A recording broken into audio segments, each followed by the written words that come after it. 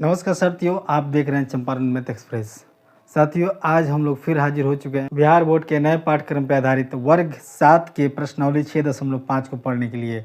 और इस प्रश्नावली में आज हम लोग पढ़ेंगे प्रश्न संख्या 7 को।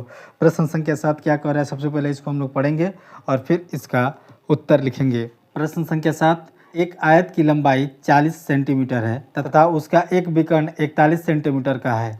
इसका परिमाप ज्ञात कर देना है। क्या करना है, इसका परिमाप हमें ज्ञात कर देना है। तो सबसे पहले इस आकृति को हम लोग देखेंगे, जो क्या है, एक आयताकार है और ये क्या है, आयत है। इस आयत में क्या कह रहा है कि जिसकी लंबाई 40 मीटर दिया हुआ था, यहाँ पे लंबाई दिया हुआ है 40 मीटर, है ना। और इसका एक विकर्ण, इस आयत में एक विकर्ण दिया हुआ है जिसका मान कितना दिया हुआ है, 41 सेंटीमीटर, और इसकी लंबाई कितना है, 40 सेंटीमीटर। इसका परिमाप हमें ज्ञात कर देना है। क्या करना है, इस प्रश्न में कह रहा है कि इस आयत का परिमाप ज्ञात कर देना है। तो देखिए, सबसे पहले हम लोग देखेंगे बच्चों, इस आकृति को आप लोग ध्यान से देखिए। इस आयत में बीच से गुजरने वाला विकर्ण इस आयत को दो त्रिभुजों में बांट रहा है। इस आयत के परिमाप निकालने के लिए लंबाई दी हुई है और चौड़ाई निकाल लेनी है। तो चलिए इसे निकालते हैं। इस आयत में एक त्रिभुज बन रहा है। क्या बन रहा है, एक त्रिभुज बन रहा है जिसकी एक भुजा की लंबाई यानी आधार भुजा की लंबाई 40 मीटर दिया हुआ है। क्या दिया हुआ है, 40 सेंटीमीटर दिया हुआ है। और ये जो विकर्ण, जो आयत का विकर्ण है, इसको अगर ध्यान से देखेंगे तो ये कर्ण जैसा दिख रहा है, यानी उस त्रिभुज के कर्ण जैसा दिख रहा है। कौन सा त्रिभुज बन रहा है, ये समकोण त्रिभुज बन रहा है ना। समकोण त्रिभुज में आप क्या होता है कि एक कर्ण होता है, एक आधार होता है, एक लंब होता है। तो इस लंब का मान हमें नहीं दिया। अगर इस लंब का मान अगर हम लोग निकाल लें तो त्रिभुज के तीनों भुजाओं का मान निकल जाएगा। ठीक है, तो चलिए सबसे पहले इस त्रिभुज के तीनों भुजाओं का मान हम लोग ज्ञात करेंगे। तो हम लोग क्या लिखेंगे, पाइथागोरस प्रमेय से। क्या लिखेंगे, पाइथागोरस प्रमेय से।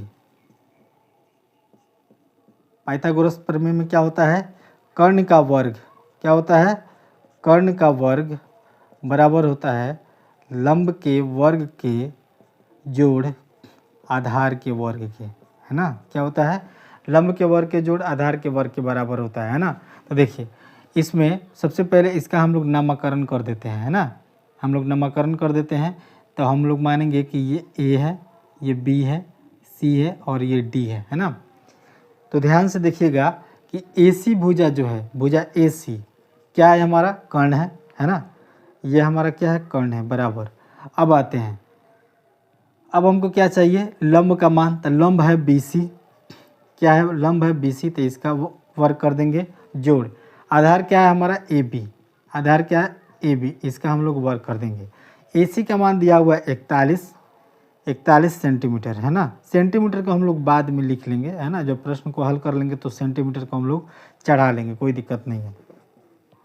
BC का मान हमें पता नहीं है, ये BC का जो मान है, यानी इस लंब का मान हमें पता नहीं है, तो हम लोग BC ऐसे ही लिखेंगे, है ना। इस BC को ऐसे ही लिखेंगे जोड़। यहाँ पे आधार दिया हुआ है 40 सेंटीमीटर, है ना। तो 40 सेंटीमीटर को हम लोग लिख लेंगे। अब ध्यान से देखिए, ये जो 40 दिया हुआ ये क्या है, अचर संख्या, 41 अचर संख्या। इन दोनों को एक साइड रखेंगे तो इसको हम क्या करेंगे, बराबर के इस तरफ ले लेंगे। तो ये हो जाएगा 41 का वर्ग, और यहाँ पे देखिए प्लस में दिया हुआ है 40 का वर्ग, तो इधर आकर क्या हो जाएगा, माइनस में हो जाएगा 40 का वर्ग, बराबर इधर क्या बचेगा, BC का स्क्वायर। अब इन दोनों में 41 का अगर वर्ग करेंगे तो क्या होता है, 41 का वर्ग करेंगे तो क्या आ जाएगा, 1681। क्या आएगा, 1681 माइनस 40 का वर्ग करेंगे तो क्या आ जाएगा, 4 चौका 16 यानी 1600। टोटल कितना आ जाएगा, 1600, बराबर इधर क्या आ जाएगा, BC का स्क्वायर। आप लोग को दिखाई दे रहा है, आप लोग को दिख रहा है यहाँ तक। चलिए, यहाँ तक आप लोग को दिख नहीं रहा है तो कैमरा एंगल इधर कर देते हैं, अब आप लोग को दिखेगा ठीक से। ठीक है, अब 1681 में से 1600 जब घटाएंगे तो क्या आ जाएगा, टोटल क्या बच जाएगा, 81 बच जाएगा। इधर क्या बच जाएगा, BC का स्क्वायर। अब देखिए स्क्वायर है, बराबर के इधर लाएंगे तो क्या हो जाएगा, रूट आ जाएगा। क्या आ जाएगा, रूट। तो यहाँ पे हम लोग इस तरह भी लिख सकते हैं, BC बराबर रूट अंडर 81, है ना।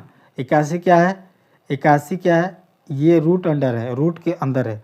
तो इसका अगर हम वर्गमूल तोड़ेंगे तो क्या आ जाएगा, 9 गुने 9, अर्थात ये क्या हो जाएगा, 9 का वर्ग, है ना। 9 का वर्ग करते हैं तो क्या होता है, 81।